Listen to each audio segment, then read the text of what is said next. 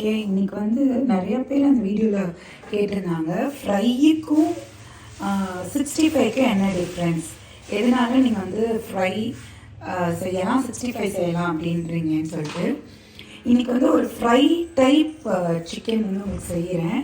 அது கொஞ்சம் டிஃப்ரெண்ட்டாக இருக்கும். யூஸ்வலாக நம்ம நல்லெண்ணெய் அந்த மாதிரி யூஸ் பண்ணாமல் இன்றைக்கி கோக்னட் ஆயில் வச்சு இந்த சிக்கன் செஞ்சு காமிக்கிறேன். அதுதான் வந்து ஃப்ரைக்கும் 65க்கும் உள்ள டிஃப்ரென்ஸ். ஃபர்ஸ்ட் அதுக்கு வந்து நம்ம வந்து மேரினேட் பண்ணிக்குவோம். இந்த நான்வெஜ் மசாலா போட்டுக்கோங்க, அதுக்கு எவ்வளோ வேணுமோ. இது எவ்வளோ போட்டாலும் உரைக்காது, பட் ஸ்டில் உங்களுக்கு கன்சிஸ்டன்சி நிறையா கொடுக்கும். அந்த அளவு போட்டிருக்கேன். நெக்ஸ்ட் இஞ்சி பூண்டு பேஸ்ட்டு 1 2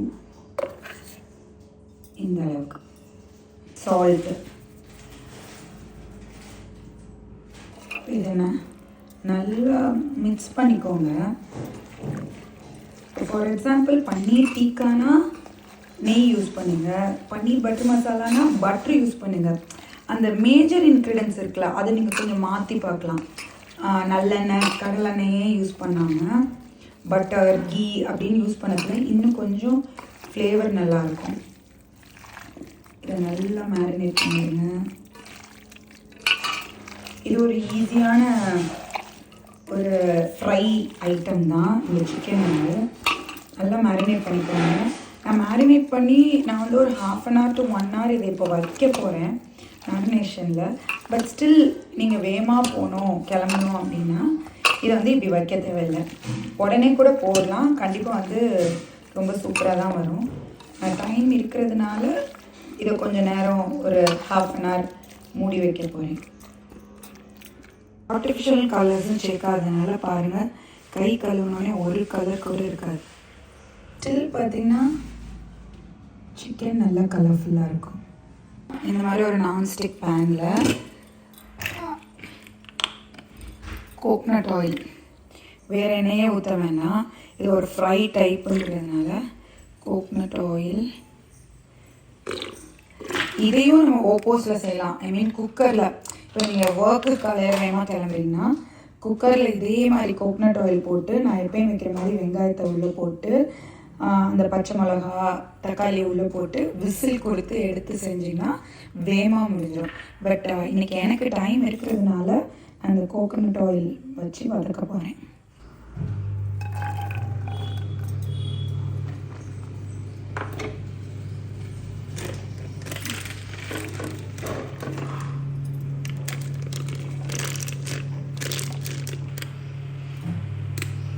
நல்லா ஹீட்டான சின்ன வெங்காயம் ஒரு, இப்போ நான் வைக்கிறது வந்து ஒரு 600 grams சிக்கனுக்கு.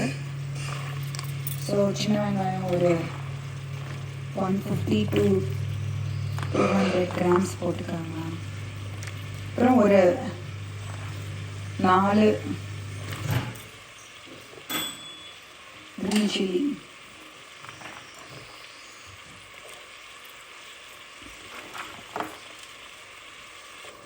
க்ரீன் சில்லி உங்கள் உரப்புக்கு ஏற்று போட்டுக்கோங்க. வேறு எந்த மசாலும் தேவையில்லை, நம்ம மேரினேட் பண்ணி வச்சுருக்கிற அந்த மசாலா வச்சு ஃப்ரை பண்ணி எடுத்துடலாம். ரொம்ப உரைக்கவும் செய்யாது க்ரீன் சில்லி போட்டு செய்யறதுனால. நீங்கள் யோசிக்கலாம், அது எப்படி ஒரே மசாலாவில் நம்ம இவ்வளோ இதாக செய்ய முடியுது. பட் பிலீவ் மீ, இது ரொம்ப டேஸ்டியாக இதாக வரும்.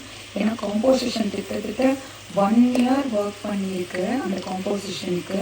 ப்ளஸ் ஹெல்த்தியாக கொண்டு வரணும் அப்படின்றதுக்கும், ப்ரிசர்வேட்டிவ்ஸ் இல்லாமல் கொண்டு வரணுன்றதுக்கு இந்த கருவேப்பிலை மல்லிச்செடி புதினா வந்து மிச்ச இன்க்ரீடியன்ஸோட வதக்கி சேர்க்கறதுல அது வந்து நல்ல ஒரு ஃப்ளேவர், ப்ளஸ் நம்மளோட டிஷ்ஷுக்கும் ஒரு சூப்பரான டேஸ்ட் கொடுக்கும். அதனால் கண்டிப்பாக ட்ரை பண்ணி பாருங்கள். இந்த ஒரு மசால் போதும். நீங்கள் மஞ்சள் பொடி ஜீரக பொடி இப்படின்னு தனித்தனியாகவும் போட தேவையில்லை. அதே மாதிரி மட்டனுக்கு தனியாக, சிக்கனுக்கு தனியாக, ப்ரான்ஸ் தனியாக, ஃபிஷ் தனியாகவும் போட தேவையில்லை. எல்லாத்துக்கும் இந்த ஒரே ஒரு மசால் போதும்.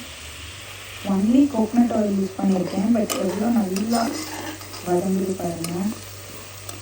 இதே இது ஓப்போஸில் நீங்கள் ஒரு 3 விசில்ஸ் ஹையில் வச்சு குக்கரில் வச்சிங்கன்னா ஜஸ்ட் 3 minutes to 4 minutes தான். அவ்வளோ சூப்பராக வதங்கிடும்.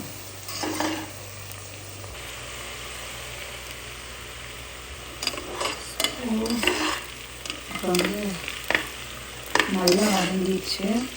நம்ம டொமேட்டோஸ் சேர்த்துப்போம். டொமேட்டோஸ் இருக்குது 3 டொமேட்டோஸ்.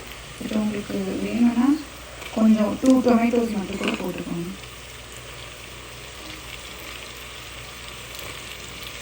நானும் இவ்வளோ நிறுத்திட்டேன். ஜிஞ்சர் கார்லிக் பேஸ்ட் வந்து அந்த மேரினேஷன்லே கலந்ததுனால நம்ம வந்து இப்போ எதுவும் இதில் போட தேவையில்லை. டைரெக்டாக டொமேட்டோ போட்டு bit of salt.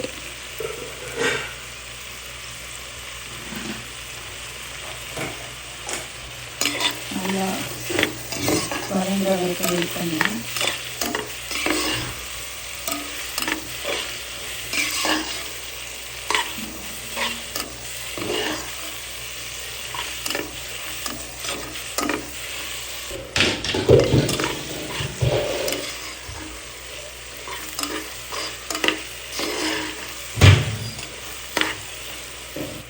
நல்லா வதங்கிட்டு இருக்கு. நல்லா வதங்கிடுச்சு. தக்காளி நல்லா ஜூஸ் மாதிரி வதங்கிடுச்சு. இப்போது அந்த சிக்கன் நம்ம மேரினேட் பண்ணி ஒரு 20 மினிட்ஸாவது இருக்கும். அதை இதில் போட்டுருவோம். ஜஸ்ட் நம்ம மிக்ஸ் பண்ணி வச்ச அந்த சிக்கன் மட்டும்தான்.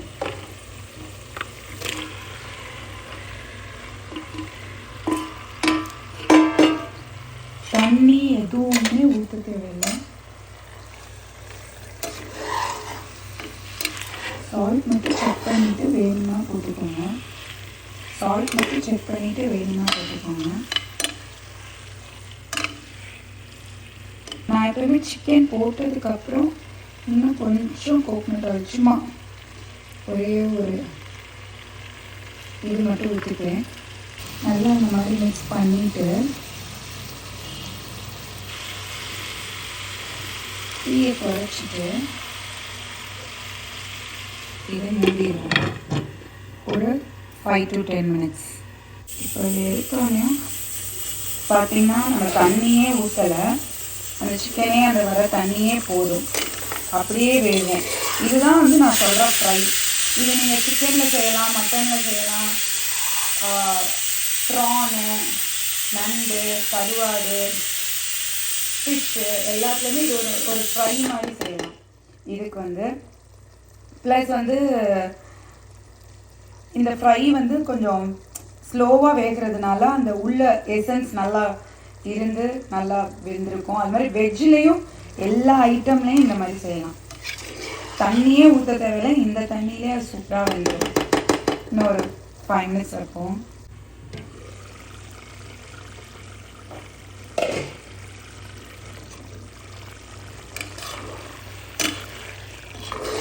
நல்லா தண்ணி ஊற்றுச்சு. இனிமேல் வந்து நீங்கள் வந்து மூடி வைக்க வேண்டாம். அப்படியே ஓப்பன்லேயே வச்சிங்கன்னா நல்லா ஃப்ரை மாதிரி வந்துடும். அதே சிம்லேயே அப்படியே ஓப்பன்லேயே வச்சுருங்க.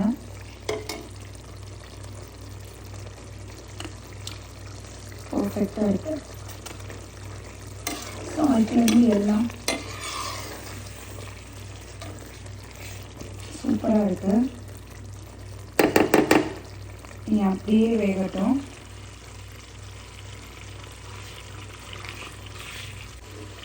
அந்த கலரும் அந்த அப்படியே நல்லா அதில் அப்படியே கம்பைன் ஆகி வர்றது. அந்த திக்னஸும் பாருங்களேன்.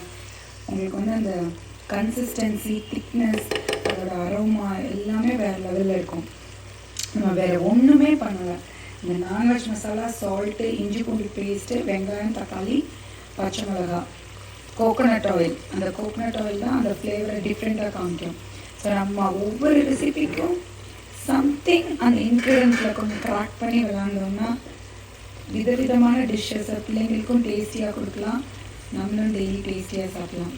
இன்னும் கொஞ்சம் இது வந்து சுண்டை வதங்கணும். அதனால் அந்த ஃப்ரை பக்குவத்துக்கு வந்துடும். I'll show you that also in this video. இது வந்து தோசை, இட்லி, சப்பாத்தி, ரைஸு, அதுவும் கர்ட் ரைஸ் அண்ட் ரசம் ரைஸ்க்கு இதுக்கெல்லாம் இது வந்து சூப்பராக இருக்கும். பாருங்கள், நல்லா வெங்காயம் பிரிஞ்சு இது தனியாக வந்துச்சு. இதுதான் நான் வந்து ஃப்ரைன்னு சொல்லுவேன்.